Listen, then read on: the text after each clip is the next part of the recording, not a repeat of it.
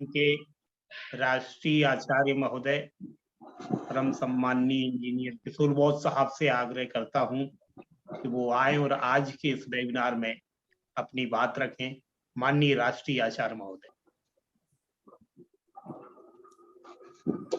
सभी को मेरा जय भीम, नमो बुद्धाय।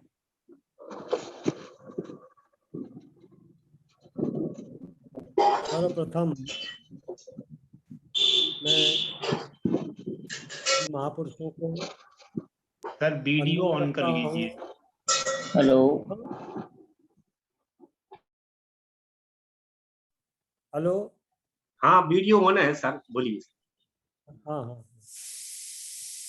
सभी महापुरुषों को मैं वंदन करता हूँ, अभिवादन करता हूँ, अपने श्रद्धा सुमन अर्पित करता हूँ। आज की इस वेबिनार मीटिंग की अध्यक्षता कर रहे हमारे राष्ट्रीय बौद्ध महासभा के संस्थापक और राष्ट्रीय अध्यक्ष आदरणीय धर्म प्रकाश भारती साहब, कार्यकारी अध्यक्ष सम्माननीय बादल सिंह बौद्ध जी, सभी हमारे पदाधिकारीगण, कार्यकर्तागण, आप सभी को मेरा पुनः जय भीम। सबसे पहले तो मैं राष्ट्रीय बौद्ध महासभा के सभी पदाधिकारी और जितने भी हमारे कार्यकर्ता हैं उनसे क्षमा चाहता हूं, माफ़ी चाहता हूं कि जो योजना लेकर हम चल रहे थे राष्ट्रीय बौद्ध महासभा के साथ ही साथ एक ऐसा संघ भी हम बनाएंगे जिसमें हम देश के युवाओं को, जो अभी पेट पालने की मुहिम में लगा हुआ है, ग्लैमर और चकाचौंध के जीवन की ओर आकर्षित है, उसे धम्म के प्रचार प्रसार के लिए, बाबा साहब अम्बेडकर के सपनों को साकार करने के लिए, कांसीराम साहब के सपनों को साकार करने के लिए इस ओर भी डाइवर्ट करेंगे, इस ओर भी प्रेरित करेंगे। ये एक मन में ऐसी भावना थी और वो लोग उस संघ के माध्यम से समाज के बीच शांति दूत का काम करेंगे। समाज तो अबोध है, ज्ञानी हैं, जो गृहस्थ हैं वे स्वार्थी जीवन जीते हैं, उनमें बहुत सी कमजोरियां हैं, वे सम्मान के भी भूखे हैं, वो महत्वाकांक्षी भी होते हैं, वे लालची भी होते हैं, वो पद प्रतिष्ठा के लिए भी लालायित रहते हैं। ऐसे लोगों के साथ में संपर्क बनाकर, जैसे बाबा साहब अम्बेडकर ने कहा कि कमल का फूल जो कीचड़ से ही निकलता है, तो हम सब दलदल हैं, कीचड़ हैं, उनके बीच में से ही ऐसे शांति दूत निकाले जाएंगे जो हमारे बीच में मैत्री का, भाईचारे का संदेश प्रचारित करेंगे, हमारी अपनी गलतियों को नजरअंदाज करके अपने महत्व को बढ़ाने का काम करेंगे। लेकिन हम आज देख रहे हैं कि उसमें रुकावटें आ रही हैं। सबसे पहले जो मिले थे उन्होंने इतना दुख नहीं दिया था, वो शांतिपूर्वक जो उन्हें रुचि थी, जिस काम में उन्हें रुचि थी, उस काम को ही वो करना चाहते थे, वो चले गए। लेकिन इतना बड़ा व्यवधान उन्होंने पैदा नहीं किया था। दूसरे भी थे, उन्होंने भी इस तरह का व्यवधान पैदा नहीं किया। लेकिन आज हम देख रहे हैं कि हमें इस तरह की बातें सार्वजनिक रूप से करने की आवश्यकता पड़ रही है।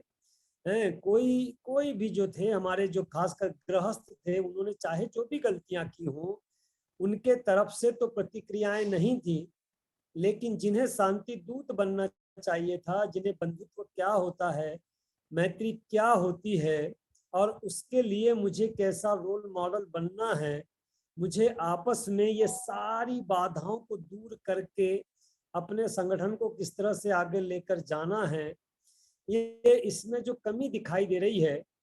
और उसमें मुझ पर भी ये दोष आ रहा है, चाहे प्रत्यक्ष तौर पर चाहे अप्रत्यक्ष तौर पर, क्योंकि मैं इसके लिए बड़ा उत्सुक था। मेरी उत्सुकता इस कारण नहीं थी कि मैं कोई अपनी मोनोपोली चलाना चाहता था, मेरी उत्सुकता सिर्फ इस बात की थी कि हमारे समाज को फुल टाइम वर्कर मिले। और आज जो समाज का युवा है वो केवल ग्लैमर की ओर आकर्षित है, पेट पालने की ओर आकर्षित है, स्वार्थी जीवन की ओर आकर्षित है, मैं भला, मेरा परिवार भला, मेरा पद, मेरी प्रतिष्ठा भली, मेरी धन दौलत प्रॉपर्टी भली, इसमें ही खुश है, तो उस युवा को इस क्षेत्र में डाइवर्ट किया जाए। और केवल अपील से वो डाइवर्ट नहीं होगा, बल्कि उसके लिए ऐसा एक प्रोजेक्ट दिखाई देना चाहिए जिसके माध्यम से युवा इस ओर डाइवर्ट होगा। भले ही हमारी कमजोरी होगी कि हम उस बड़े पैमाने पर युवाओं की खोज नहीं कर पाए, लेकिन जो भी मिले हैं, और यदि उन्होंने ट्रेनिंग से ये बात सीखी थी, तो उन्हें सामंजस्य बिठालते हुए, और मैत्री क्या होती है, बंधुत्व क्या होता है, इसका उन्हें रोल मॉडल बनना चाहिए था। उन्हें एक शांति दूत की तरह उभर कर आना था। लेकिन ऐसा लग रहा है कि जिन्हें हम शांति दूत बनाना चाहते थे, वही आज अशांति पैदा कर गए। चाहे हमारी लाख भी गलतियां हो, तो हमने तो शिविरों में कहा कि गृहस्थ तो गलतियां करता ही है, ठीक है, लेकिन हम सब मिलकर उन कमियों को दूर कर सकते हैं। बातचीत के माध्यम से मिलजुल कर हम अंदर ही अंदर अपने मन में बातों को दबा कर रखेंगे और एक अलग तरह की प्रतिक्रिया व्यक्त करेंगे, तो उससे नुकसान हो जाता है। लेकिन कोई बात नहीं है, उतार चढ़ाव आते हैं। हम सभी को जैसा हम सोचते हैं वैसा बना नहीं सकते हैं, लेकिन एक संगठन है, उसने हमें बहुत बड़ी पहचान दिया है। उसके माध्यम से ही हम आज जाने पहचाने जाते हैं, लोग हमें स्वीकार करते हैं। तो हमें उस संस्था के प्रति कृतज्ञ होना चाहिए। उस संस्था के प्रति हमारी भावना जो है वो आदर की भावना होना चाहिए, क्योंकि उस संगठन ने ही हमें पहचान दी है। तो क्योंकि मैं अपना जो दायित्व निभा रहा हूँ इतने सालों से, 2009 से मैं कोशिश कर रहा हूँ, जो भी कोशिश कर रहा हूँ, लेकिन मेरी आस्था अपने संगठन के प्रति है, क्योंकि उस संगठन की ही वजह से मैं जाना पहचाना जाता हूँ। जो भी बातें मैंने सीखा हूँ तो मैं वही बातें शिविरों के माध्यम से रखता हूँ। तो ऐसा समझ के चलिए कि मैं यही कोशिश करता रहूंगा कि युवा तो इस ओर डाइवर्ट हो। अब वो युवा बाद में क्या कर जाते हैं तो उसका मुझे खेद रहता है, लेकिन हम चाहे जैसा भी हो प्रयास करते रहेंगे कि युवा जो है वो स्वार्थी जीवन से दूर होकर इस क्षेत्र में भी योगदान दे, और योगदान देकर वो शांति दूत बनने का काम करे, एक मॉडल बनने की का करे, और एक भाईचारा क्या होता है, मैत्री क्या होती है, हमारी कमजोरियों को नजरअंदाज करके हमारे समाज को, गृहस्थों को अपने पीछे चलने के लिए कैसे हम बाध्य कर सकते हैं। और चाहे संगठन के पदाधिकारी भी हैं, कहीं कुछ भूल चूक होती भी है, तो उन पदाधिकारियों के साथ में भी तालमेल बिठाल कर हम इस संस्था को कैसे आगे लेकर जा सकते हैं। ये संस्था जो है, ये संस्था ने ही इस तरह का प्रोजेक्ट बनाया था, जिसके माध्यम से हम ये जान रहे हैं कि युवाओं का किस तरह से, जो युवा बड़ा त्याग करके आएंगे और उस त्याग की वो पराकाष्ठा तक जाएंगे, उस ऊंचाई तक जाएंगे। ये सारी बातें हमने इसलिए तय किया था ताकि फुल टाइम वर्कर मिलके जो ब्राह्मणवाद जिस तरह की फौज तैयार कर रहा है, तो ऐसी फौज हम बना सकें, और बाद में हम जीवित रहें या ना रहें, ये फौज जो है ये अनंत काल तक, चाहे 100 साल, 200 साल, 500 साल तक ब्राह्मणवाद का या किसी भी विचारधारा का मुकाबला करती रहे। तो ये मुकाबला तभी हो पाएगा जब वो शांति दूत बनकर मैत्री को स्थापित करके, भाईचारे को स्थापित करके, सम्यक वाणी का उपयोग करके, मृदुभाषी होके आपस में किस तरह से व्यवहार करना है, ये सारी बातों को सीख करके, चाहे कितना भी कोई, जैसे हमने बुद्ध और उनके धम्म का भी उदाहरण देते हैं, एक भिक्खु के लिए बाबा साहब अम्बेडकर ने उसमें शामिल किया है बुद्ध और उनके धम्म में, कि कोई जानबूझकर भी आपका कोई अपमान कर दे, चाहे चिढ़ाने के लिए भी आपका कोई अपमान कर दे, तो भी आपको नाराज नहीं होना है, ये ही आपकी परीक्षा है। लेकिन यहाँ तो नाराज करने के लिए या चिढ़ाने के लिए भी यदि आपको कोई नाराज नहीं कर रहा है और उसके बावजूद भी नाराजगी उभर कर आ रही है, तो ये इस तरह की कमजोरियां जो हैं ये उचित नहीं है। तो फिर भी हम कोशिश करते रहेंगे अपने शिविरों के माध्यम से राष्ट्रीय बौद्ध महासभा को आगे बढ़ाने के लिए भी, और युवाओं को इस दिशा में आकर्षित करने के लिए। चाहे बाद में हम फिर जिस तरह से भी उनका उपयोग करना हो वो करने की कोशिश करेंगे।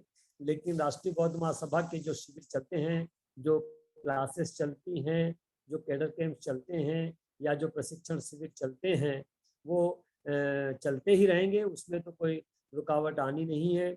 मैं भी जो है काफ़ी हद तक अपने आप को फ्री महसूस कर रहा हूँ। तो मैं बार बार, जैसे मेरा अभी 11 और 12 तारीख को हैदराबाद में शिविर है, नागपुर वाले साथियों के माध्यम से वो हैदराबाद में शिविर लगा था। फिर अभी नीलपेश भाई वाघ जो हैं अपने बड़ौदा के, उन्होंने 2 और 3 जुलाई का मेरा शिविर लिया है। तो मुझसे जो ये गलतियां हुई हैं, जो मैं अपने मन से ही शिविर देता रहा, तो मैं अब ये कोशिश करूंगा कि जब भी मुझसे कोई बात करेगा शिविर के लिए, तो मैं उनसे यही आग्रह करूंगा कि अब आप राष्ट्रीय कार्यालय की पहले अनुमति ले लीजिए। राष्ट्रीय कार्यालय की जानकारी में मेरे शिविर भी होने चाहिए, ताकि राष्ट्रीय कार्यालय भी अपने तरफ से उस शिविरों को अपनी सहमति प्रदान करते हुए जो भी प्रचार का माध्यम है हमारा, चाहे व्हाट्सएप का माध्यम हो, चाहे फेसबुक का माध्यम हो, उस माध्यम से राष्ट्रीय कार्यालय भी उसमें सहयोग कर सके। तो मुझसे भी ये बड़ी चूक होती रही कि मैं भावावेश में आकर या आपसी संबंधों के चलते अपने शिविर देता रहा। तो अब मेरे मन में इस तरह का विचार आया है कि ये इस तरह की जो गड़बड़ियां आ जाती हैं, तो चाहे मुझसे भी बात करना हो, लेकिन मैं अपने साथियों से यही आग्रह करूंगा कि राष्ट्रीय कार्यालय को इसकी जानकारी होनी चाहिए और राष्ट्रीय कार्यालय की सहमति भी होनी चाहिए, ताकि हमारे संगठन में एक रूपता दिखाई दे। तो ये जो दो का अभी जो शिविर हैं, खासकर एक हैदराबाद का और दूसरा जो है अपना बड़ौदा का, गुजरात बड़ौदा का, तो उसके बाद से जो भी साथी मेरे शिविर चाहते हों, तो उनसे मेरा यही आग्रह रहेगा कि वो मेरे से बात करने के अलावा राष्ट्रीय कार्यालय से भी माननीय अपने हमारे संस्थापक जी हैं आदरणीय धर्म प्रकाश भारती साहब या कार्यकारी अध्यक्ष हमारे बादल सिंह बौद्ध जी, तो इनकी भी बात आदेश लेने की या परमिशन लेने की नहीं है, लेकिन जानकारी में रहना चाहिए ताकि आपसी का तालमेल बना रहे। तो इस बात का भी ध्यान रखिए। हमारे तरफ से जो भी प्रयास हैं वो हम जारी रखेंगे। हमारी बहुत ज़्यादा किसी से दोस्ती नहीं है और बहुत ज़्यादा किसी से हमारे मन में द्वेष नहीं है। जिन्होंने भी हमारे साथ जो भी किया होगा, तो इस तरह की अब बातों को मैं चाहता हूं कि कभी भी अपने वेबिनार में या किसी भी इसमें मत लाइए। हमारे इसमें सहनशीलता, क्षमाशीलता सब कुछ रखा हुआ है। जिसने भी जो भी किया कोई बात नहीं है, उसका भी मंगल हो। जो अलग से कुछ करना चाहते हैं, तो हमारी मंगल कामनाएं उनके साथ में हैं कि वो अपने मकसद में कामयाब हो। हमारी ये संस्था है, हम अपनी संस्था के प्रति जिम्मेदार रहेंगे, हम अपनी संस्था के प्रति कृतज्ञ रहेंगे और इस संस्था को आगे बढ़ाने के लिए जो भी हमारा योगदान हो सकता है वो योगदान देने की कोशिश करेंगे। लेकिन कोई चला भी जाता है तो उसके बारे में ज्यादा चर्चाएं करने की आवश्यकता नहीं है, ऐसा मैं समझता हूँ। उनके मन में जो भी आया होगा, स्वतंत्र हैं, स्वतंत्रता उनको मिली हुई है। उन्हें लगता है कि ये संगठन अब मेरे लायक नहीं है, जैसे कि अभी हमारे पूर्व के वक्ताओं ने कहा कि भाई ट्रेन में बैठे कोई चढ़ता है, कोई उतरता भी है, उतर गया, कोई बात भी नहीं है। उनका मंगल हो, वो अपने मकसद में कामयाब हो, सफल हो, वो भी सफल होंगे तो धम्म का ही प्रचार प्रसार करेंगे। लेकिन हम अपनी संस्था के प्रति जो हमें पहचान दे रही है, जिसकी वजह से हमारा मान सम्मान भी है, हम उसके प्रति कृतज्ञ रहें, हम उसके प्रति वफादार रहें और तन मन धन जो भी हमारा योगदान हो सकता है हम उसके लिए योगदान देते रहें। तो मेरा शिविर तो चलते रहेंगे, जहाँ कहीं से भी आपको आवश्यकता होती है वो करें, और हम कोशिश करेंगे कि कुछ एक और आचार्य इसमें तैयार हो ताकि वो एक दिन का तो कम से कम शिविर ले सके। तो इस तरह का बाद में हम कार्यकारी अध्यक्ष हमारे बादल सिंह बौद्ध जी और माननीय धर्म प्रकाश भारती साहब ऐसे वरिष्ठ लोगों से बात करके एक प्रशिक्षण आगरा में यदि संभव हुआ तो जो हमारे वरिष्ठ लोग हैं उनका जो हैं जो बाद में प्रशिक्षण ले सकें, तो उनके लिए कैडर कैंप जो है वो 3 दिन का या 2 दिन का रखें, ताकि उसके बाद से वो अपने अपने क्षेत्रों में कुछ इस तरह से वो खुद भी राष्ट्रीय आचार्य बनकर काम कर सकें। क्योंकि अभी मैं ही अकेला हूँ, तो एक अकेला बहुत लंबे समय तक काम भी नहीं कर सकता और पूरे देश भर में जा भी नहीं सकता।